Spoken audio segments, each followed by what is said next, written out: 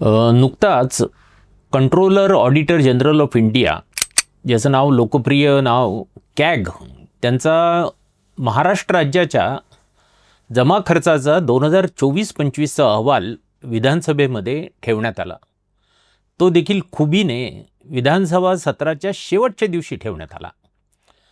त्यामुळं त्याच्यावरचे जे काही सात पडसाद आहेत ते सध्या फक्त माध्यमामध्ये उमटत आहेत. विधानसभेत किंवा विधान परिषदेत हे उमटू शकले नाहीत.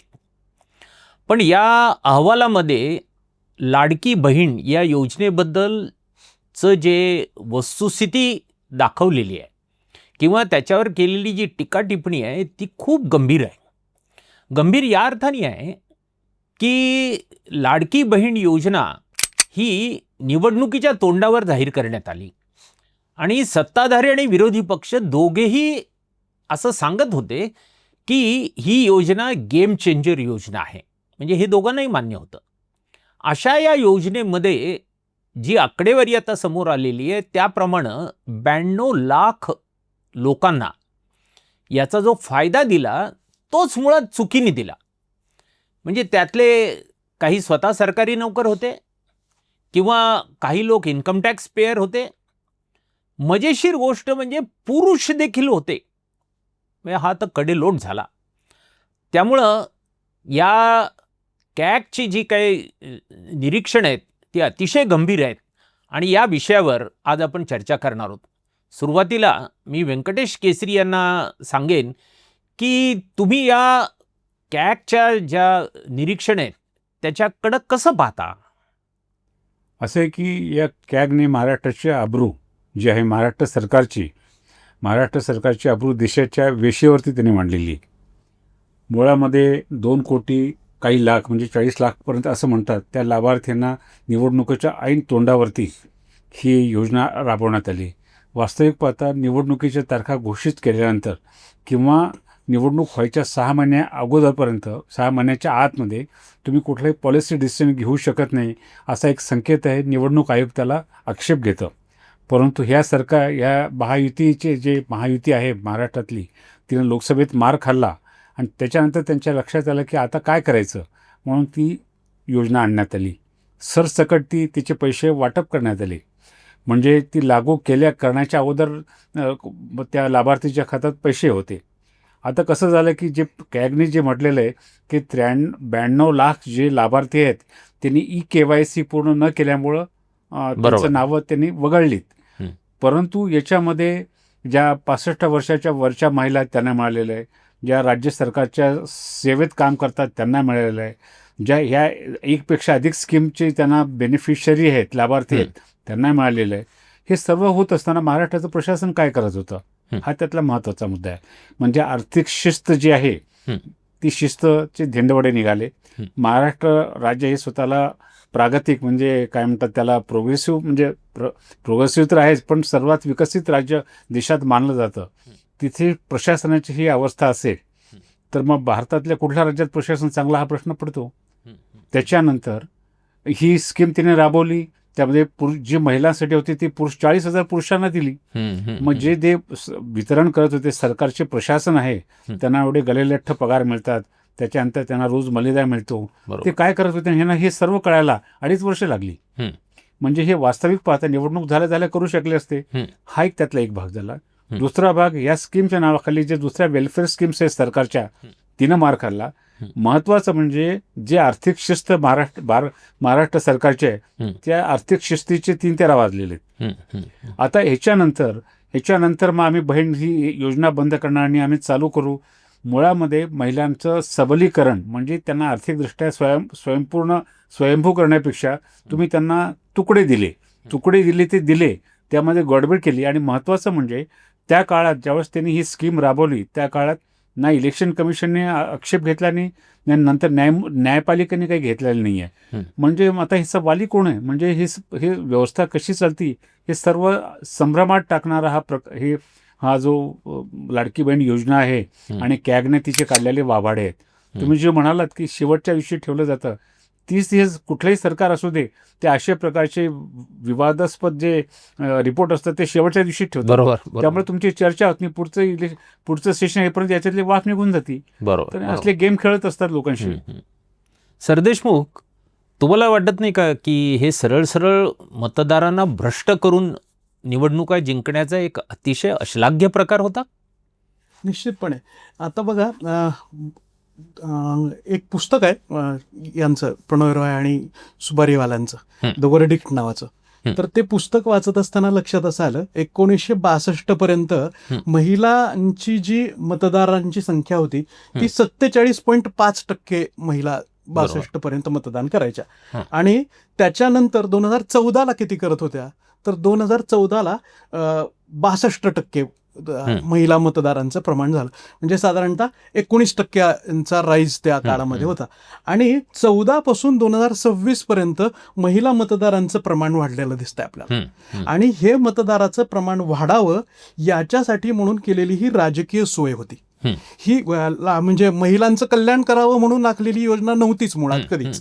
ती राजकीय सोय होईल. आणि जी मतपेढी, म्हणजे जनरली काय होतं, सर्वसामान्यपणे आपण असं म्हणतो की पुरुषांमध्ये मतांचं विभाजन आहे. मग ते जातीचं आहे, धर्माचं आहे, मग वेगवेगळ्या अंगाने पुरुष विभागलेला असतो. आणि त्याच वेळेस महिला एकत्रित व्हाव्या अशा पद्धतीची रचना साधारणतः जेव्हा म्हणजे प्री इन्कम्बन्सी आणि प्रो इन्कम्बन्सी आणि अँटी इन्कम्बन्सी असा कालखंड त्या पुस्तकात पण वर्णन केलेला होता. तर तसं जर बघितलं तर महिलांसाठीचं एक स्वतंत्र मतपेढी तयार करण्याची प्रोसेस ही गेल्या अनेक वर्षापासूनची सुरू होती. पण त्याला वेग मिळाला तो त्या 1500 रुपयांमुळे. म्हणजे आम्हाला आठवतं की निवडणुकीच्या आधी मी आता सरांनाही बोलत होतो की लाडक्या बहिणीसाठी फक्त 1500 रुपये नव्हते, तर साडी सुद्धा होती. म्हणजे सगळ्यात जास्त साडीचा बिझनेस हा कुठल्या कालखंडामध्ये झालेला असेल तर तो लोकसभा आणि विधानसभेच्या निवडणुकीच्या मधल्या कालखंडामध्ये झालेला आहे. आता एक साडीचं आमिष असणे जसं आहे तसं ते 1500 रुपयांचं पण आहे. बरोबर. तर हे पैसे त्यांना मिळाले आणि हे मिळालेल्या पैशांचं आता या लाडक्या बहिणी काय करतात असा प्रश्न आहे. म्हणजे मी मध्यंतरी एक हातमाळी नावाचं छोटंसं गाव आहे, त्या गावामध्ये गेलो होतो आणि त्या महिलेला विचारलं की तुम्हाला मिळणाऱ्या 1500 रुपयांचं काय होतं. तर एक बाई आत्ता बचत गट, त्याची जी इकॉनॉमिक ऍक्टिव्हिटी आहे तर ती बचत गटांवर आहे. म्हणजे साधारणतः एक बाईला 3 प्रकारचे कर्ज मिळतात. आणि 3 प्रकार म्हणजे स्वतःच्या बचत गटाचं एक, एखादी सरकारी योजना त्याच्यात असेल तर ते, आणि तिसरं जे कर्ज आहे ते मायक्रो फायनान्सचं आहे किंवा NBFCचं आहे. आणि मग ही बाई ते 1500 रुपयांमध्ये आलेले जे पैसे आहेत की नाही ते NBFCला परत करते. म्हणजे एका हाताने ते दिलेलं आहे आणि दुसऱ्या बाजूने NBFC लुटून घेऊन जाते, अशी साधारणतः स्थिती आहे. म्हणजे हा जो गैरव्यवहार आहे ना तो राजकीय गैरव्यवहारातलं आणखी अधिकचा गैरव्यवहार आणि त्याचा तपशील आहे. समजा हा गैरव्यवहार करायचा होता का, तर निश्चितपणे हा असा जरी राहिला असता तरी सुद्धा सरकारला फरक पडला नसता. परंतु लाजकाजका असे ना, किमान त्याच्यातली पुरुष वगळू म्हणून ते कॅगनी सांगितल्यामुळे ते वगळलेले असावेत. अन्यथा हे पण या अंगाने सुद्धा महाराष्ट्राचं प्रशासन मागच म्हणजे निवडणुकीच्या आधीपासूनच त्याच्यामध्ये सगळं संसर्ग झालेला होता. आता तो फक्त एका निमित्ताने किंवा कॅगच्या निमित्ताने पुढे आलाय. पण कॅगच्या निमित्ताने पूर्वी जे काही अहवाल प्रसिद्ध झालेले आहेत, म्हणजे आपल्याला आठवत असेल की 2G असेल किंवा आणखी कुठला मोठ्या घोटाळ्यांचे अहवाल, त्याचं पुढे काय झालं. कॅगचा रिपोर्ट हा फार तर फार भ्रष्टाचार विरोधाची मानसिकता तयार करण्या इतपतचा होता की काय असं वाटण्याची जागा आहे. नाहीतर लोकांनी भ्रष्ट माणसांना उचलून फेकलं असतं. तसं घडलेलं नाही. म्हणजे अगदी महाराष्ट्रातल्या सिंचन घोटाळ्याचं इतकी मोठी चर्चा मागच्या 15 वर्षात भारतीय जनता पक्षाने घडवून आणली. आता त्याच भारतीय जनता पक्षामध्ये सिंचनातल्या आणि सिंचन व्यवस्थेतले सगळे करप्ट माणसं दिसतात. म्हणजे त्यांनी आरोप केलेले आहे, म्हणजे हे ते आहेत की नाही त्यांनी केलेले आहेत. अशी जर परिस्थिती बघितली तर वोट बँक क्रिएट करणं हेच या योजनेचं मुख्य उद्दिष्ट होतं असं म्हणण्याला जागा आहे. बरोबर. जी काय कॅगनी केलेली निरीक्षण आहे त्यातले एक निरीक्षण असं सांगतं की महाराष्ट्र राज्याचा रेव्हेन्यू डेफिसिट आणि त्याच्याबरोबर फिस्कल डेफिसिट हे वाढलेलं आहे. हा वाढला आहे म्हणजे याचा अर्थकारणावर परिणाम होणारा प्रत्यक्ष परिणाम असा आहे की मनी सप्लाय वाढतो आणि महागाई वाढते. आणि हे तर आपण महाराष्ट्रामध्ये सध्या अनुभवतोय. आजच मला वाटतं एका लोकप्रिय दैनिकाच्या प्रमुख मथळा हा महाराष्ट्रातल्या महागाईचाच आहे. दुसरी गोष्ट आहे की श्रीमंताच्या खिशातले पैसे काढले आणि गरिबाच्या खिशात टाकले असं झालं तर आपण समजू शकतो. पण ही जी काही योजना आहे, ही योजना राबवण्यासाठी म्हणून सरकारने इतर योजनांमध्ये मोठ्या प्रमाणावर कटौती केल्याचं आपल्याला दिसतं. उदाहरणार्थ सोशल सेक्टर स्पेंडिंग्स जे आहेत त्या ड्रास्टिकली कमी केल्या. याचा अर्थ गरिबांच्याच कल्याणाच्या ज्या योजना आहेत त्या कापल्या आणि तो पैसा इकडे वळवला. एकूणच महाराष्ट्र राज्यातल्या अर्थकारणावर याचे होणारे जे परिणाम आहेत ते फार गंभीर आहेत. याबद्दल तुमचं काय मत आहे केसरी? असं आहे की आपल्याकडे म्हणजे महाराष्ट्रामध्ये त्यांनी रोजगार हमी योजना आणली. ती नंतर पंतप्रधान नरेंद्र मोदी यांच्या कारकिर्दीमध्ये ती राष्ट्रीय स्तरावरती राबवली गेली. त्याच्यामध्ये ह्या ज्या असतात या स्कीम याच्यातून संपत्ती निर्माण होती. कुठलाही पैसा ज्यावेळेस आपण त्याची गुंतवणूक करतो त्यातून काहीतरी निर्माण झालं पाहिजे. परंतु हे नवीन सरकार जे आहे त्याचा एकूण अप्रोच असा आहे की तुकडे वाटणे, खिरापती करणे आणि त्याप्रमाणे मग मतदान घेणे. पूर्वी कसं होतं, जातीच्या वोट बँका होत्या, नंतर धर्माच्या वोट बँक झाल्या, आता महिला एक वोट बँक म्हणून त्यांनी केलेली आहे. परंतु ही बनवाबनवी किंवा हातचालाखीनी तुम्ही सरकार कसं चालवणार? निवडणुका जिंकू शकाल, पण आता जसे प्रश्न आहेत, जसं आजच्याच पेपरमध्ये आलेलं आहे की तुमच्या पुरवणी मागण्या ज्या त्याच्यात दिवसेंदिवस वाढ होत चाललेली. महाराष्ट्रावरती 10 लाख कोटींचं कर्ज असं म्हणतात. म्हणजे एकीकडे कर्ज वाढतंय, दुसरीकडे तुम्ही खिरापती वाटता आणि तिसरीकडे तुम्ही जे बोलता की आम्ही ह्या स्कीम बंद करणार नाहीत, त्या बोलण्याला काही अधिष्ठान नाही, त्याला काही ताकद नाही आहे. ते म्हणजे बोलायचं म्हणून बोलायचं. आणि हे असं की ह्याला बनवेगिरी म्हणतो. लोकांना बनवून तुम्ही सरकारमध्ये आलेला आहात. परंतु प्रश्न असा आहे की किती काळ चालणार आहे? आपण म्हणतो ना, सर्वांचं सोंग करता येतं पण पैशाचं करता येत नाही. बरोबर. सरकार कसं चालवणार हा प्रश्न त्यांच्या पुढे. ठीक आहे, विधिमंडळात चर्चा झाल्याने 2-4 दिवसात माध्यमात होईल, ते जाईल. पण पुढे या महाराष्ट्राच्या प्रशासनाला, सरकारला आर्थिक शिस्त कशी लावणार त्याचं दिग्दर्शन मुख्यमंत्र्यांनी केलं पाहिजे आणि त्यांचे जे दिल्लीतले हायकमांड आहेत त्यांनी केलं पाहिजे. परंतु ह्या अशा प्रकारची ही स्कीम होती, मध्य प्रदेशमध्ये त्यांना फायदा झाला. अशी स्कीम काही प्रमाणामध्ये पूर्वी तामिळनाडू आणि आंध्रातही व्हायची, त्याचा त्यांना निवडणुकीत फायदा होत होता. पण त्याचं प्रमाण किती असायचं? आता म्हणजे अशा स्कीम देऊनच आपण निवडणुका जिंकू शकतो असं काहीतरी त्यांच्या मनात आहे. परंतु हे नाटक मला वाटत नाही फार काळ चालू शकेल महाराष्ट्रात म्हणून. महाराष्ट्रामध्ये अर्बनायझेशन खूप मोठ्या प्रमाणावर होतं आहे, हे पण त्या कॅगनी आपल्या निरीक्षणामध्ये नोंदवलेलं आहे. आणि आता महाराष्ट्रातली जी सगळी शहरं आहेत ही ज्वालामुखीच्या तोंडावर उभी असल्यासारखी परिस्थिती आपल्याला बघायला मिळते. मग पाण्याचा प्रश्न असो, मग रस्त्याचा प्रश्न असो, इलेक्ट्रिसिटीचा प्रश्न असो, कुठलेही प्रश्न घ्या तिथले, घराचे प्रश्न असो, हे अतिशय टोकाला पोहोचलेले आहेत. असं असताना लाडक्या बहिणी योजनेच्या वर मोठ्या प्रमाणावर पैसे खर्च करायचे आणि या ज्या अर्थव्यवस्थेपुढची जी आजची आव्हानं आहेत ते आव्हानं डावलायची, हे असं किती काळ चालेल असं तुम्हाला वाटतं? नाही बघा, तुमच्या म्हणजे एकूणच इकॉनॉमीच्या भाषेत ज्याला थिन स्प्रेडिंग म्हणतायत की त्या 1,500 रुपयातून त्या बाईचं पण काही भागत नाही आणि सरकारलाही नुकसान आहे. म्हणजे ते सातत्याने दिसतंय की त्यांनाही काही पुढे जाता येत नाही, विकासाची कामही करता येत नाही. बरं, त्या बाईला काही फायदा होतोय का? तर तिला तिच्या संसारात 2 गोष्टीचा उपयोग पडत असेल किंवा आता जर तुम्ही बघितलं ना तर सगळ्या विशेषतः ज्यांना 1,500 रुपये मिळतात तर ती त्याचे पैसे हे एकतर पोराच्या शिक्षणामध्ये लावते. म्हणजे फीस भरण्यासाठीचा एक पहिला पार्ट त्याच्यातला जातो किंवा 3-1 महिन्याचा आला की एक फीस भरून त्यांची होते. मग हे फीस घेणारी माणसं कोण आहेत असं बघायला पाहिजे. बरोबर. म्हणजे शैक्षणिक संस्था आमच्याच, तुम्हाला नुसतं वाया दिलं जात आहे. म्हणजे इथून पैसा द्यायचा सरकारकडून आणि शिक्षण संस्थांनी काढून घ्यायचा, इथून पैसा द्यायचा आणि मायक्रो फायनान्सनी काढून घ्यायचा. तर हे एका हाताने देऊन दुसऱ्या हाताने काढून घेण्याची व्यवस्था आहे असं साधारणतः चित्र आपल्याला त्या सगळ्या ह्याच्यामधून दिसत आहे.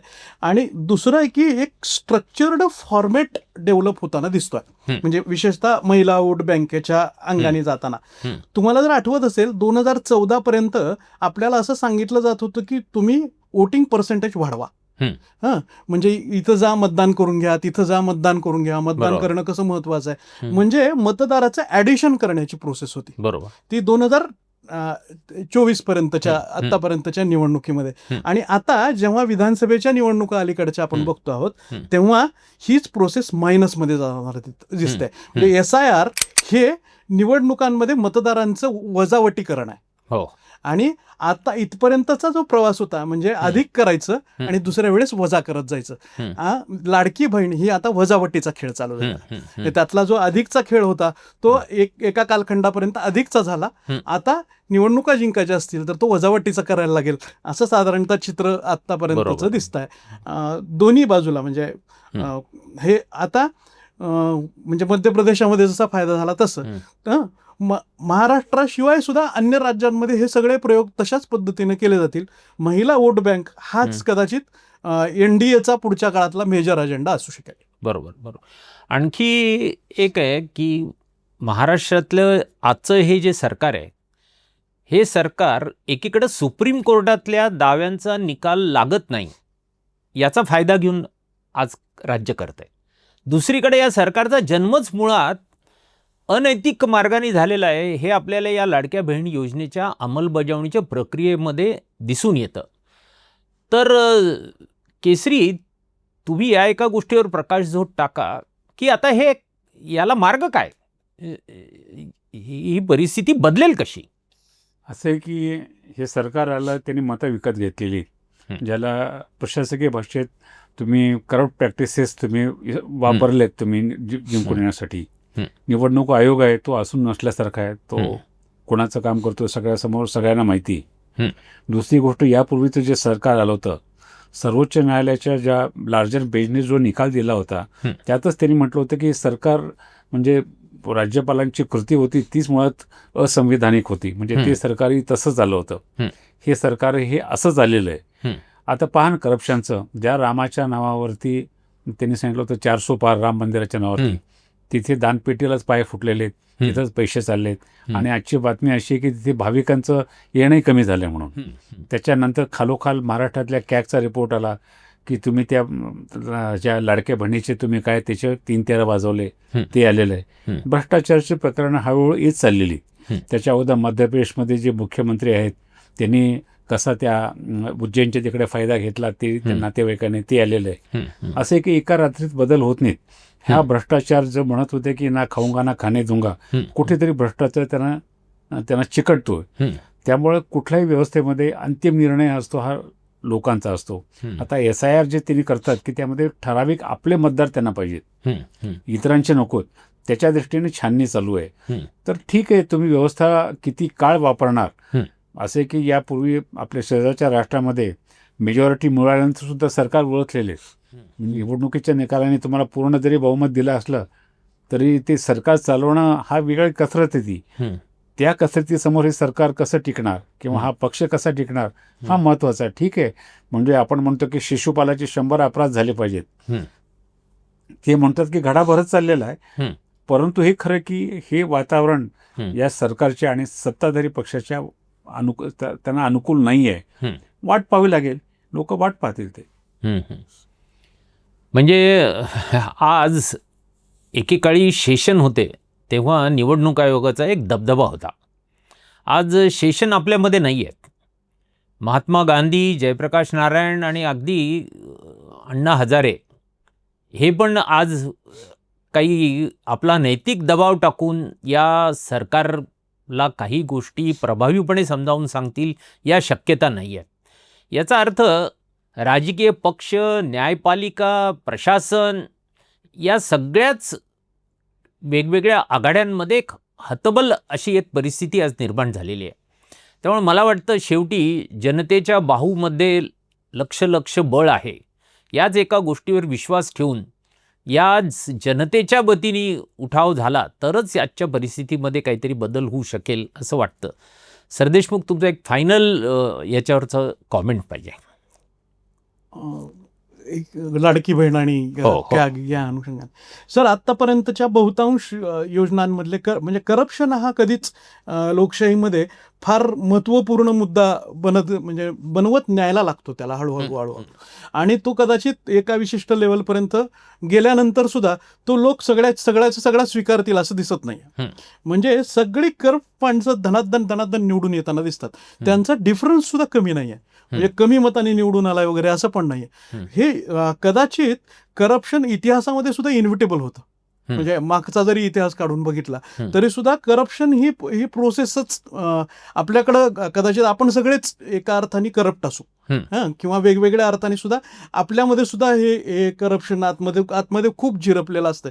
म्हणजे तुमचंच एखादं काम होत नसेल किंवा माझंच एखादं काम होत नसेल ना तर दे त्याला चिरीमरी, याच्यासाठीची जी मानसिकता असते ना ती सगळ्यांमध्ये असते. म्हणजे ह्याच्यामध्ये नाही तर आपण ना जास्त म्हणजे पत्रकार असतील किंवा जास्त विचार करणारी जी माणसं आहेत ना ते अधिक नैतिकवादी असतो.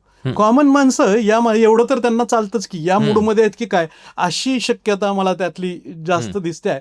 त्याच्यामुळे ना याच्याशिवाय व्यवस्थेमध्ये होणारे जे मेजर बदल आहेत ते बदल करण्यासाठी आवश्यक असणारी जी राजकीय व्यवस्था आहे ती बदलवण्यासाठी आता करप्शन हा मुद्दा फारसा चर्चेत राहील का आणि तो काही उपयोगाला पडेल असं मला आत्ता तरी नाही वाटत आहे. बरोबर आहे. तर शेवटी या चर्चेचा समारोप करत असताना आपण हेच सांगू शकतो की आज जे सरकार आहे ते सरकार हे अनैतिकतेतून जन्मलेलं आहे असं आपण नाही म्हणत, असं कॅग म्हणतं. हे आता स्पष्ट झालेलं आहे. किंवा कोर्टात पण याच्याबद्दलचे जे निर्णय आहेत ते निर्णय असेच प्रलंबित आहेत. त्यामुळं तेही न्यायपालिकेचं सँक्शन त्याला नाही आहे. पण लोकांच्या समोर रोजच्या जगण्यामधले जे प्रश्न आहेत, मग तो महागाईचा प्रश्न असो की रोजगाराचा प्रश्न, हे दिवसेंदिवस अधिक तीव्र होत आहेत. त्यातूनच जनता ही याचा जाब विचारण्यासाठी उभी राहील असं वाटतं. इथेच आपण ही चर्चा थांबवणार आहोत.